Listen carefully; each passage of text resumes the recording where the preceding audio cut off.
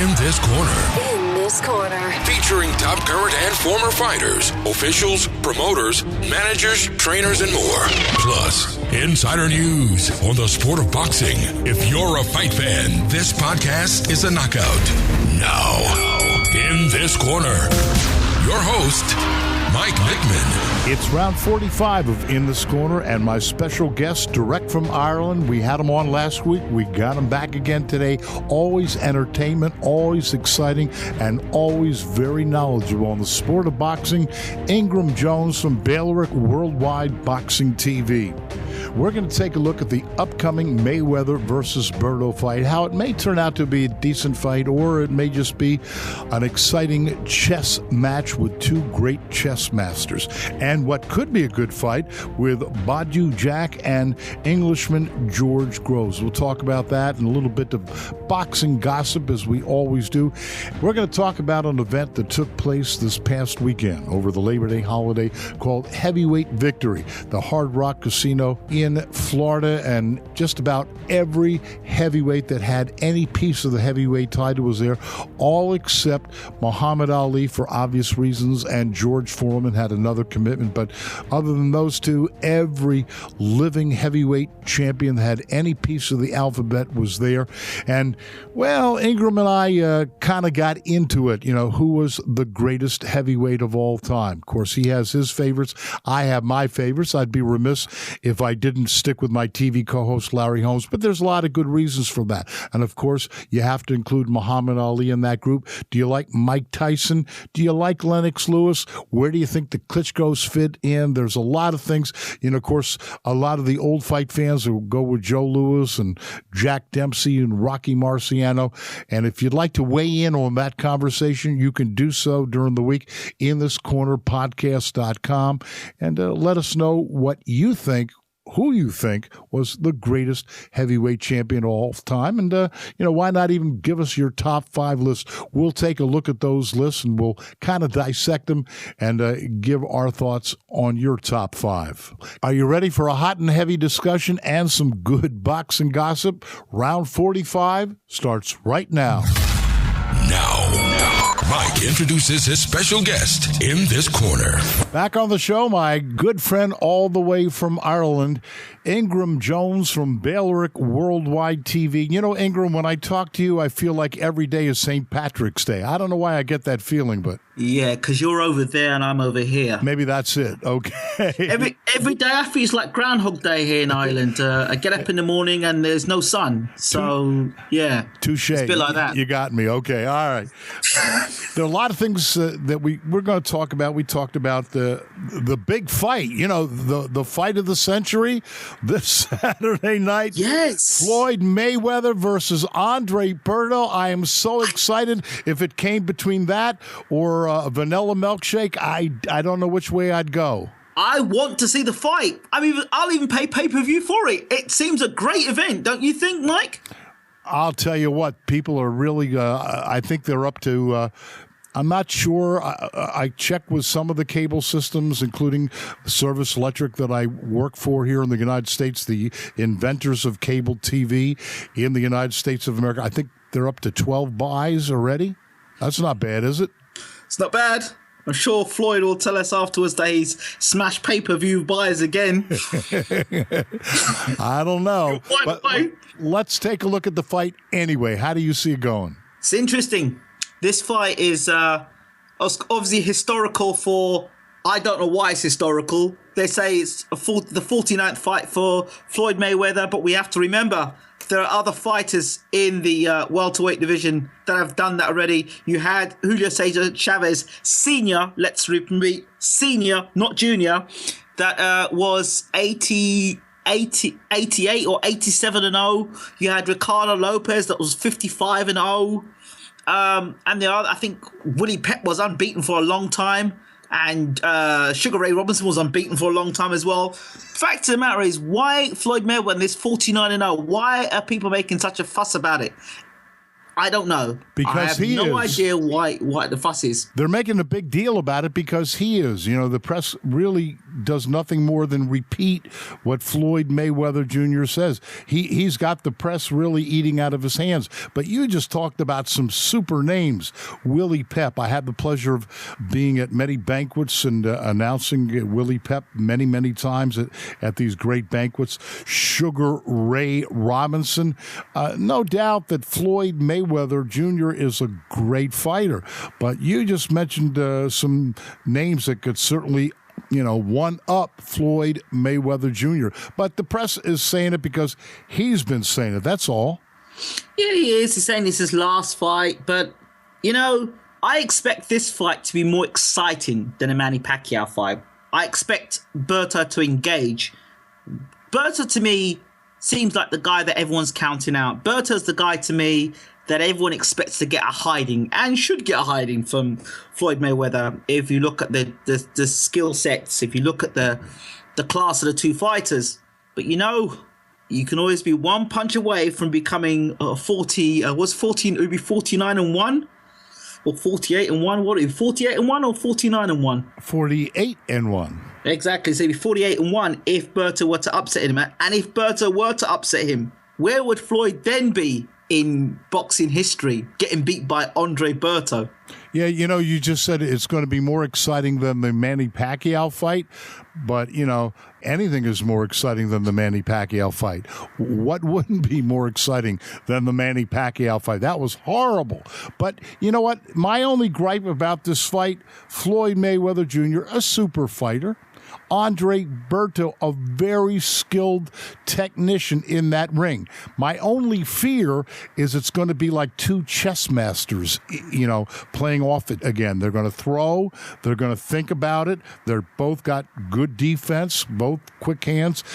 They may be reluctant to throw because they can both counterpunch. And I just think it's going to be like a chess match, a good chess match, which, while it is good, may not be all that exciting for the fans. I hope I'm wrong. I hope Berto really goes for broke and pushes the issue and takes on Floyd. Because one thing about Floyd, he's got this new pattern, the new Floyd Mayweather Jr., where he only throws when he has to. If you don't push him, you don't make him punch back, he'll only throw when he sees an open. He can't miss. He'll pot shot you, then he'll cover up, then he'll pot shot you again, then he'll hold you. He does more holding than they do in the country line dancing. Interesting. He has his favourite referee back. That's something we need to look at as well. I can't remember the gentleman's name, but he certainly has that's certainly his favourite referee. I think the referee helps in terms of breaking up the action and helping Floyd get away and do what he needs to do. On the flip side is, if Andre Berto wants a blueprint of how to get close to beating the May Vinci Code, as they call it, I think Berto needs to stay close to Mayweather. He needs to try and hit him with the uppercut, and he needs to go back to the old Andre Berto. This Andre Berto that Virgil Hunt is trying to make him into a sort of scientific boxer, needs to forget all that. Go back to the old Andre Berto, the explosive Andre Berto. Keep going forward. Try and get Floyd against the ropes and try and unload on Floyd and try and hit him with something big and something early. And when he gets Floyd hurt, try and get him out of there. Whether he can actually do that is another matter altogether. All right, you talked about the referee, Kenny Bayless. That's the man. Kenny, a good guy, but, he'll let Floyd pretty much, do whatever he wants. You're right.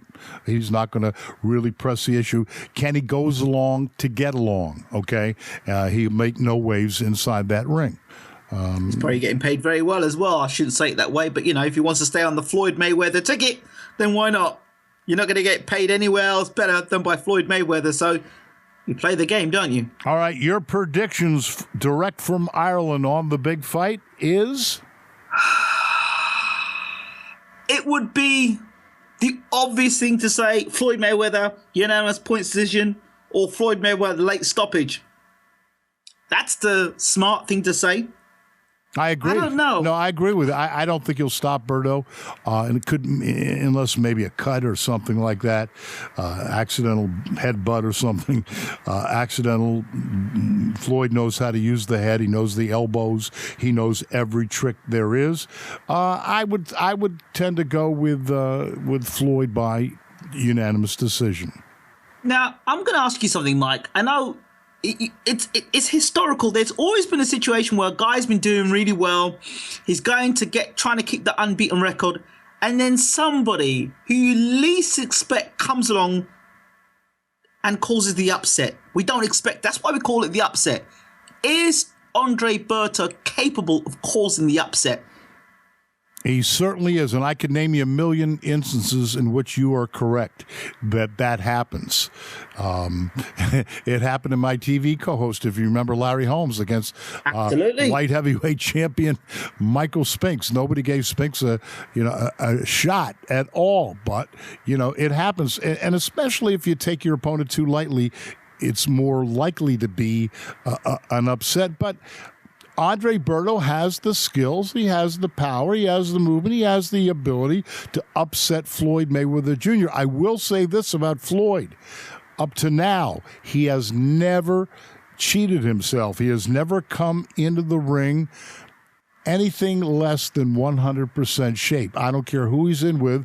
It could be the biggest bum in the world. He takes his occupation very seriously, and he comes in the ring in tip-top shapes. A lot of fighters have blown it, really blown it, because they, underestimated an opponent, and they didn't come in great shape. But Floyd never does that. But, does Berto have the ability to be, play the big upset here? Oh, yeah. Okay, I wouldn't look for it, but he has, yeah.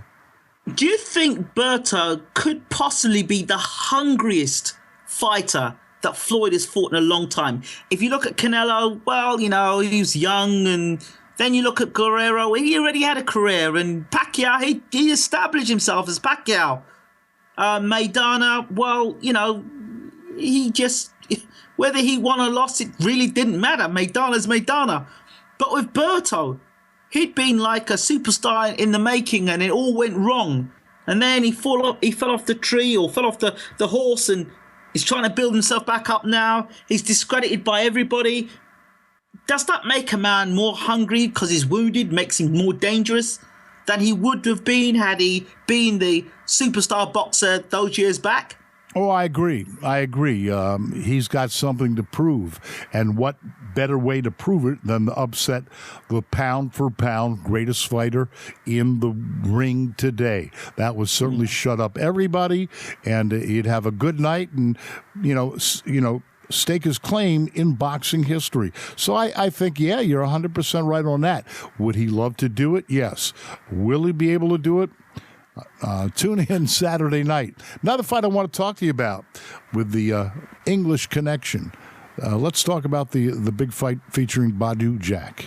Yep, from George Groves, the Englishman who fought in Wembley with Carl Froch and got sensationally knocked out. I say sensationally knocked out because we have something in common here. Your countryman, Badou Jack, got sensationally knocked out, but in a round by Derek Edwards. So both men share something in common, knowing how to get knocked out sensationally. Both guys were upset. Both guys are probably the favourites going in. Badou Jack in particular.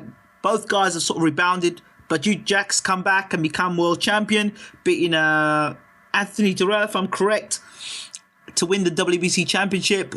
George Groves hasn't looked great since he's come back, beaten Rebrasse and the mama's boy, Dennis Douglin, or however you want to pronounce it.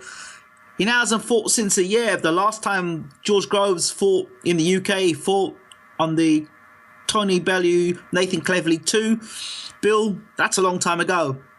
Groves has got himself out to America, which is good. He's got himself in shape. They're saying concerns are, could he have overtrained for this fight? Because I think the fight was first going to be in July. Then they shifted it down to September the 12th. The undercard of Mayweather Berto. So now it's an interesting fight for Groves. For me, Groves has got to win this fight early. He's got to win it inside the first 6. History of Groves is that he does well inside 6 rounds. Big puncher. But if the fight goes after 6, Groves has a tendency to the defenses to go down and, tire. And this will be Badou Jack's best chance to strike. So it's an interesting fight. What are your thoughts, Mike? Yeah, this has the ability to be one of those really good fights. You know, it has the makings that it could be the fight that you may remember, more so than possibly Mayweather and Berto.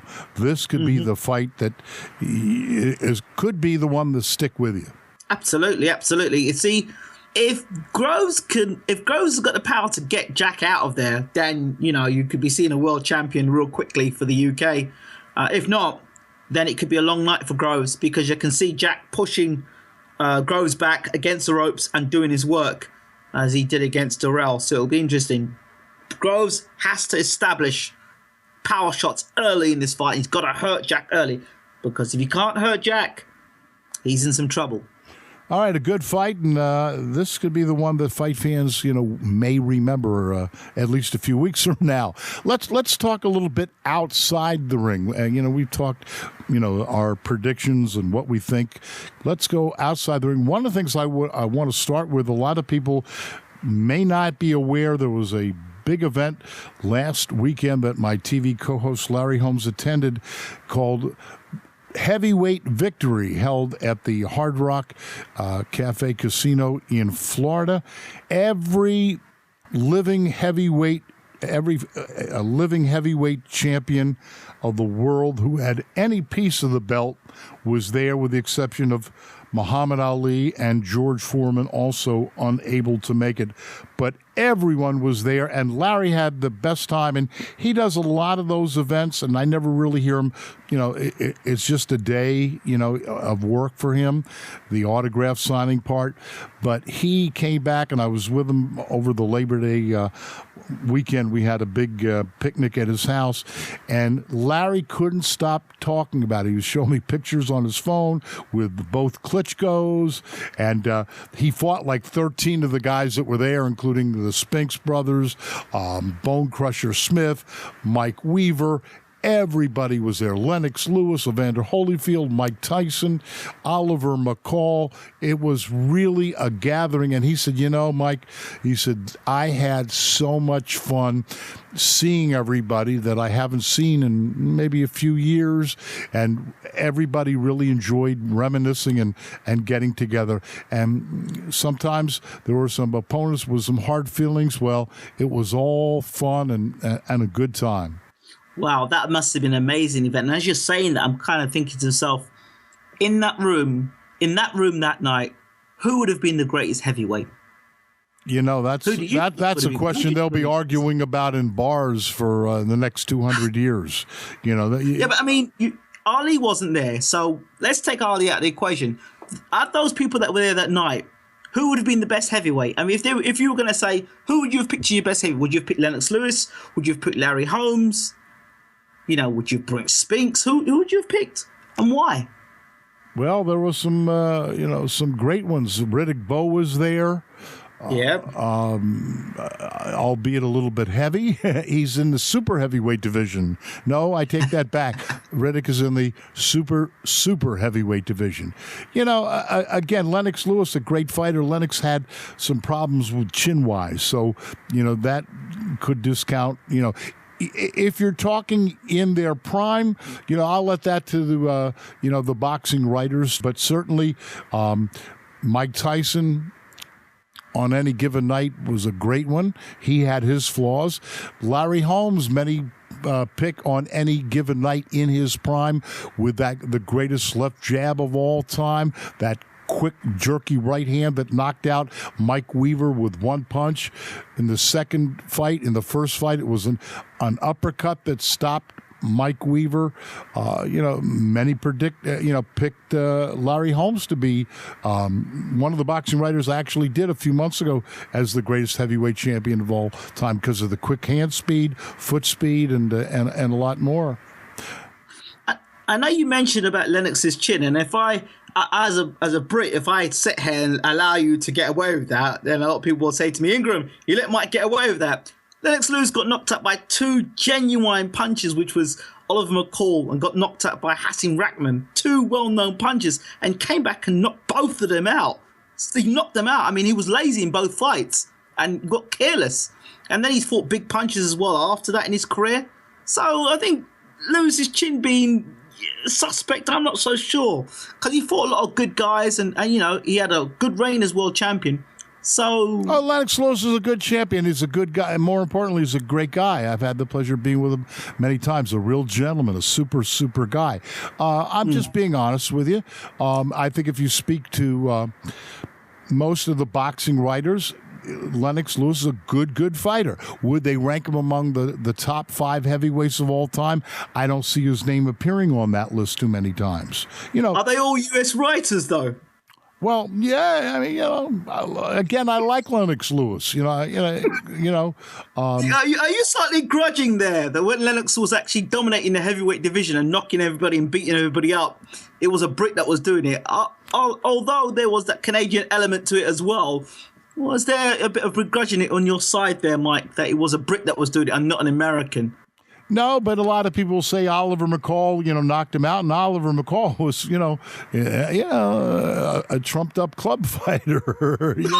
I mean, really, at the time, a good sparring partner, but and Rockman was not exactly when he fought Lennox Lewis, a superstar, but I like Lennox Lewis. He's a good fighter. Okay, but we talk about Mike Tyson. Who great did Mike Tyson beat? There you go. Mike Tyson in his prime? There you go. A lot of people. There we go. Let's go. A lot of people say that. They will say Mike Tyson fought everybody on the way down or on the way up. And when so who did he beat in his prime? Who did Mike Tyson beat in his prime? You got it. You got it. A lot of people say the first time he had to fight and they made him fight back, he folded. So blown up cruiserweight came and beat blown up heavyweight Evander Holyfield beat Tyson twice. Yeah. What about James Buster Douglas? Knocked him out. Yeah, there you go. Although there's the long count, we've got to add the long count there, but there's no controversy over Evander Holyfield. Well, again, to be honest with you, if you look at that top 5 all-time heavyweight list, you don't see Mike Tyson on that list. Popularity-wise, yes, but if you look for most of the inside people in boxing and most of the boxing writer polls, you will not see the name Iron Mike Tyson in the top 5 list. You'll see Muhammad Ali. You'll see, of course, Joe Louis. You'll see Larry Holmes, maybe Rocky Marciano. Are you going to put Rocky Marciano in that list? I just said that. Then we got to ask the question about Marciano's opposition as well. And a lot of things going around Marciano, so come on. Oh no, Marciano! Truth be told, Marciano never fought above 192 pounds, and against the big guys like Lennox Lewis, he would have been hard pressed to do. You see the names Jack Johnson, a lot, but right.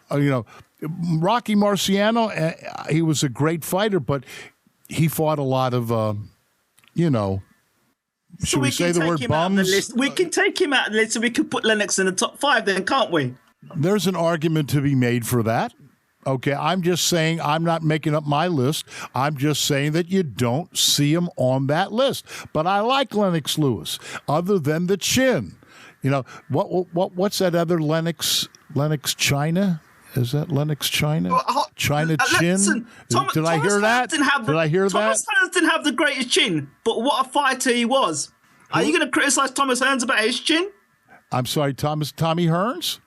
Tommy Hearns didn't have a great chin, but he was a fantastic fighter and a fantastic boxer. Are you going to criticize his chin? No, I would not. No, I would not. Well, there we go. So I think if you're getting hit by Marvin Hagler, you can't criticize it. You know that? You can't criticize that. If you got hit by Marvin Hagler and you go out and the greatest 3 rounds in boxing history for sure. Absolutely. For sure. But could Lennox Lewis? You just don't see him in any of the lists. I'm not saying that he doesn't deserve to be there. A lot of people say, who did he fight? I don't know, but you just don't see his name coming up. But he's a great fighter. If Tyson Fury were to defeat Vladimir Klitschko, would he enter that list? No and no. Why? Why? Well, a lot of people say because he exposed Klitschko for what they thought he was to begin with, and you don't make a legend in one fight. Okay, that's fair enough. Okay, you don't make a now if he goes on and goes a few more, who knows? But a legend is not made. See, that's something people don't, realize. If you're talking to Muhammad Ali, you're talking to Larry Holmes. Look at the career, 7.5 years reign heavyweight champion. You're talking Joe Louis. You're talking, you got to prove yourself. And, I agree with everything you said about Mike Tyson. A lot of writers will say he doesn't deserve to be in the top 5. He fought people terribly going down or terribly on the way up, and never. And then when he had to fight somebody, it didn't work out well. So, I'm not criticizing Lennox Lewis. Lewis could have beat a lot of people. He was a great long left jab. He knew how to use that reach, and that's what I liked about Lennox Lewis. You had trouble getting in on that left jab. When you did, he had the right waiting for you. I like Lennox Lewis, a good champion. He beat every opponent that was put in front of him. Even in rematches, he beat them. And conclusively as well. Yeah, I see maybe not top 5, but maybe I would say top 6, 7, 8, top 10. Okay. Top 10. Maybe we can continue this dialogue and maybe I can get him up into the top 5 maybe in the future. I think there's a shot, yeah. Yeah. And again, a real gentleman. I had the pleasure of meeting, with him, and I remember when Manny Stewart was working with him, and they were always very good to me. A real two great gentlemen. Okay, the late great Manny Stewart. Great. So that was the kind of thing where heavyweight history. Larry took a bunch of pictures, and one of them that he showed me was both Klitschko's on either side of him. They were excited to take that picture. And I don't know if they did any videos of that. He didn't say, but I would have bought the rights to do the videos for that one, for that great reunion. Anybody who held, as you said, Michael Bent, Michael Grant, anybody that had even a piece of the heavyweight alphabet was there. And that doesn't happen a lot. Going back to Lewis for a second, you have Vitaly and Vladimir Klitschko. Where do you rate Vitaly and Vladimir Klitschko? Oh, wow. Time will tell. They're good guys, both of them. It's hard to say because if you look at their opponents, of all the names that you and I are just throwing around, you won't see any of those names on either list of either Klitschko. Matter of fact, I'll be honest with you. If you show the list of opponents to most boxing people, they'd be hard-pressed to get the names right. They just don't know these people. They just don't know the people. And Lewis beat Vitaly, and that was Vitaly, a very good Vitaly. Yeah. At the end of his career. Yeah. No, I give Lewis credit for that. And to be honest with you, I think Lewis would have beat both Klitschko's any day of the week, okay? That's my opinion. I think he would have beaten both Klitschko's at any time. Why? Because I really, and I say this time again, they're too robotic. They paw with the left, shoot the right. They stand up straight. Lennox Lewis would have had a field day against either of them in his prime because of his hand speed, and Lewis was real good at mixing up his punches. You didn't know what he was going to throw. And Lewis would have, I believe, would have beaten both of them every time he fought either one of them. That's my opinion, okay? Okay. All right. And speaking about the Klitschko's in the heavyweight division, an incident that we were talking about before we went on air with Manuel Charr, a really sad thing. Let's talk about that. Yeah, Manuel Charr, suppose he got into altercation with some Lebanese gang or somebody of Lebanese descent, so I understand, called him a derogatory name over Facebook and said, come on, let's have it. I'll meet you somewhere. We'll sort this out. And he called Charr coward, and so Shah thought to himself, all right, I'll meet up with you. See, they described it in their report as he was having a kebab at his favorite doner place to eat. So he's sitting down having his kebab, and the guy confronted him with a gun, shot him 5 times in the stomach. And luckily, Shah is still with us, and he's recovering in hospital. Yeah, that wasn't a brilliant thing to do. I mean, I know boxing for 40 plus years, and a 38 beats a left hook every day of the week. You know that. Yeah, it does. And why Shah? What possessed Shah to pick himself up from where he was and try to deal with a situation with someone? I don't understand why you would do that unless you had some sort of pride or there's more to the story than we're actually being told. All right, yeah, a very sad situation. And again, it just goes to show you some of the dangers worldwide with Facebook, Absolutely. Just let it roll off your back like water off a duck or something like that. Don't take it seriously. Absolutely. Ingram Jones from Bailiwick Worldwide TV, a real pleasure, my friend. We'll continue the gossip very, very soon, I'm sure. Absolutely. Thank you so much for having me, Mike. Thank you, Ingram. All right, that's it for round 45 of In This Corner. Hope you enjoyed our lively discussion. He really worked me over. I guess he expected me to keep rating Lennox Lewis higher each and every time. But seriously, Lennox Lewis, a good heavyweight. We'd like to hear from you what you think is the top 5. Who are your top 5 favorite heavyweights, your top 5 list of all time? We'd like to know who your top 5 heavyweights are. You can leave a comment on our Facebook page or on Twitter at In This Corner Pod, or leave a comment on our show notes page for this episode, inthiscornerpodcast.com. Please make sure to subscribe to the podcast on iTunes, and while you're there, leave a rating and comment. We'll be back with a brand new episode next Thursday. Have a great week and keep the conversation going all week, especially on this exciting topic of the greatest heavyweights of all time. Until next Thursday, I'm Mike Mittman, and we'll see you at the fights.